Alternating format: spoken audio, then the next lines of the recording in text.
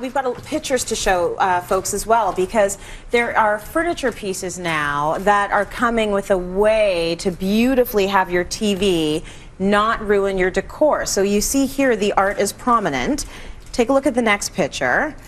There's a TV in there, so it's a beautiful antique-y looking piece, but look at the technology coming out of it. So you get the best of both worlds. You can put that sucker away when you're not watching it. Exactly. Right? So Activated Decor is where all these photos came from. Yes. So TV lifts or TV drops are really something that's become very, very popular. Yes. So you can have, say for instance, you want to have your TV at the end of your bed. Yes. So you want a little bit closer, your wall is too far away, so you can place one of those cabinets at the end of the bed, TV comes up, it just drops back down again. Super Beautiful. sleek. Oh, I absolutely love that. Maybe you have an open concept, or you're a minimalist and you want your TV to completely disappear. Yes. You can have the TV mounted inside a knee wall.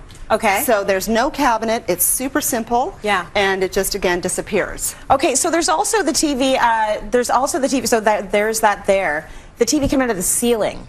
I just think we need to show that picture because this is very cool. So there it is coming down, and I'm thinking, can you put that away when you're done with it? Does it retract back up? It does. So again, you know, rather than coming up, it's coming down from the ceiling. Yes. Obviously, this would be coming out of an attic space. So you need space above that, not just in a 2x4 joist space. It has to go up and be mounted inside, and that way it doesn't take away from that beautiful fireplace. That's right.